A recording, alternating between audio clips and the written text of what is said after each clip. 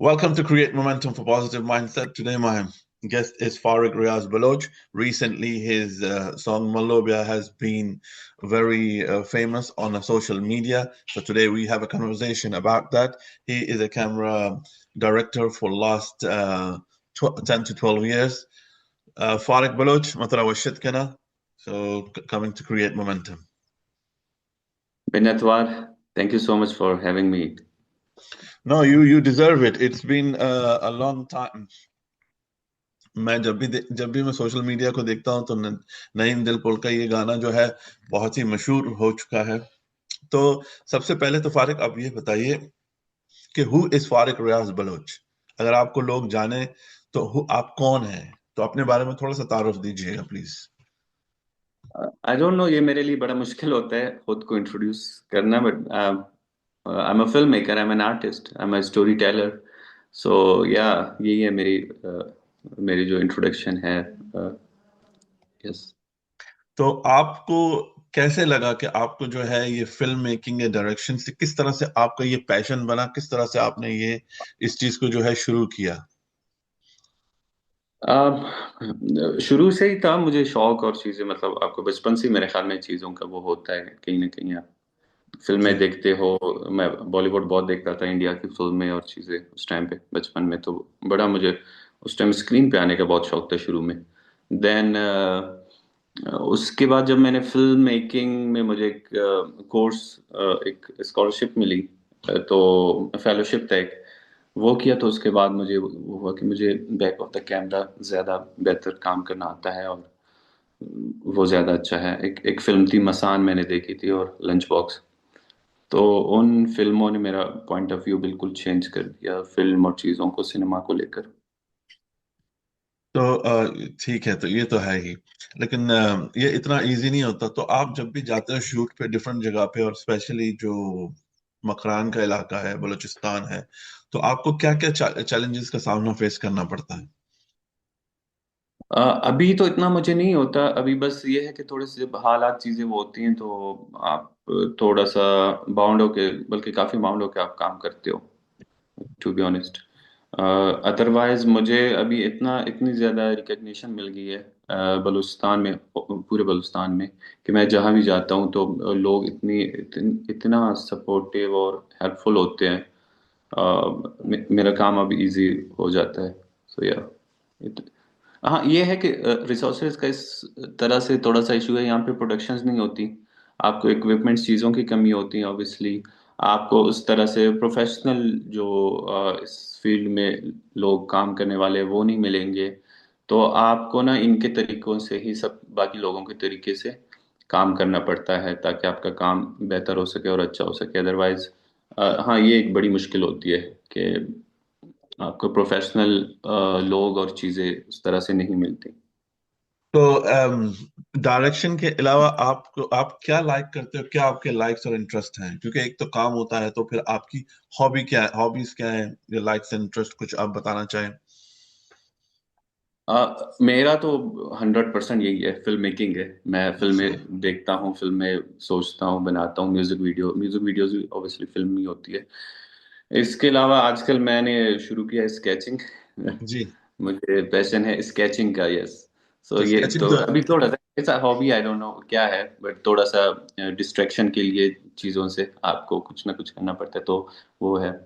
या और स्केचिंग तो अब यानी बहुत आर्ट तो बहुत ही माना जाता है, जैसे डिविंची है, शायद आपने उसको देखा होगा या पढ़ा होगा उसके बारे में। यस। तो वो भी एक वो तो खैर दोनों हाथों से अल्लाह ताला ने उनको टैलेंट दिया था, उन्होंने इस चीज को बनाया। तो आपके माइंड में ये जो मल्लो ब्याह का कंसेप्ट, ये लिखा किसने है, और किस तरह से ये कंसेप्ट आया, और आपको ये लगा था कि ये सॉन्ग जो है बहुत ज्यादा मशहूर होगा? इस पे हम पिछले खैर वीडियो पे तो मेरे ख्याल में हम 1 साल 1.5 साल से सोच रहे हैं और काम कर रहे हैं। तकरीबन जी। 1.5 साल हो गया। नईम इस पे 4-5 साल से काम कर रहा था, मतलब उस टाइम से जी। कंपोजिशन उसके जहन में थी, और नईम दिलपुर जो है, कंपोजिशन इसका जो धुन है, और शायरी भी फिर उस पे भी काम होता रहा। गज़ल उमर बहुत अच्छे पोइट हैं। ये इनका official, I don't know, I think पहला सॉन्ग है जो इतना अच्छा फेम जिसको मिला।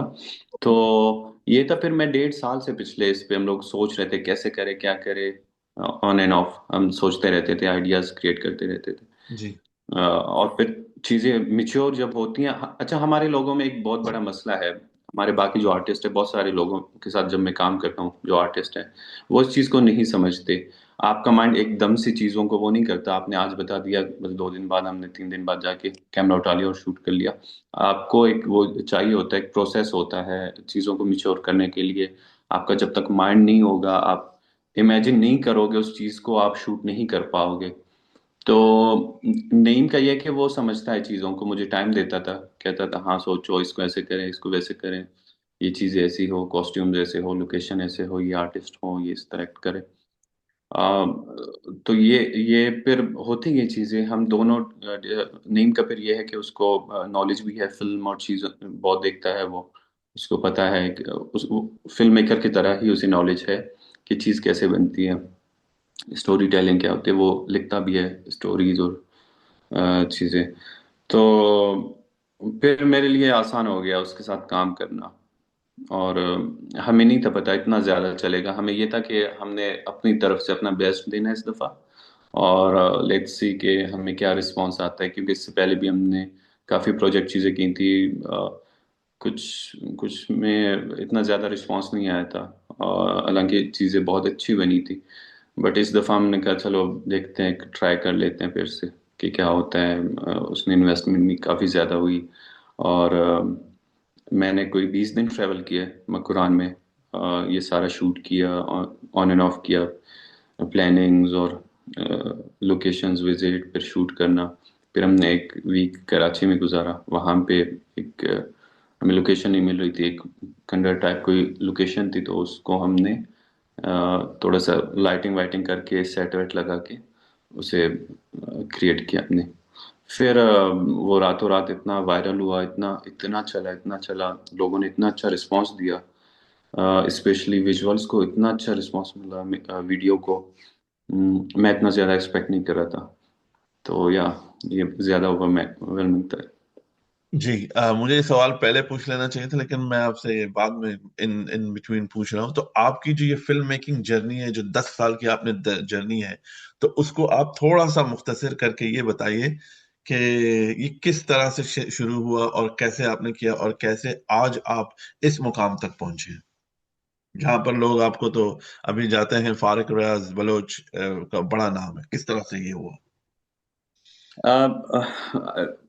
एक फिल्म मेकिंग प्रोग्राम था, आईडीएसपी फिल्म स्कूल का, 1 साल का कोर्स था, उसमें मुझे मुझे फेलोशिप मिली, स्कॉलरशिप मिली। कराची में हमने 1 साल पूरा गुजारा, और फिल्म मेकिंग जब पढ़ी, उसके बाद मैंने 4 से 5 साल वहाँ काम किए इंडस्ट्री में। मेरे बॉस हैं उस्ताद है जामी महमूद, का शायद नाम सुना होगा, बहुत अच्छे डायरेक्टर है पाकिस्तान के। तो उनके साथ उनकी प्रोडक्शन में मैंने एज एन असिस्टेंट किया, एडी प्रोडक्ट, शुरुआत पहला प्रोजेक्ट है उस पर एज ए स्पॉट बाय मैंने शुरू किया, फिल्म मेकिंग पढ़ने के बाद मैंने किया। तो इस तरह चीज़ें चलती रही, फिर 2018 में मैं वापस आया बलूचिस्तान, कोयटा। तो मुझे लगा कि यहाँ पे मुझे कुछ काम, अब अपना काम करना चाहिए, कब तक मैं असिस्ट करता रहूँगा या प्रोडक्शंस करता रहूँगा चीज़ें। तो यहाँ पे मैंने शुरू किया, और 2-3 सालों में म्यूजिक वीडियो पहले नहीं बनती थी बलूची, इस तरह की चीज़ें नहीं होती थी, वो एक किस्म का रिवाइवल हुआ, हमने एक कोशिश की, तो वो एक कामयाब हुआ। बस फिर चीज़ें होती गई, और लोगों ने इज्जत देना शुरू किया, रिकग्निशन मिली, अच्छा लगने लगा, और अभी तक काम कर रहे हैं। यस। अच्छा, ये। एक और सवाल। तो आपको तो ये अगर आप कोई नया डायरेक्टर अब आ रहा है, क्योंकि हर चीज की शुरुआत, जो 10,000 माइल्स की जर्नी की शुरुआत है, वो पहले 1 माइल से होती है। तो आप जो है, जो जूनियर कोई आ रहा हो एज अ फिल्म मेकिंग करने के लिए, स्टोरी टेलिंग करने के लिए, तो आप उसको क्या नसीहत करेंगे? मेरे ख्याल में जितने भी है फिल्म मेकर, उनको एक दफा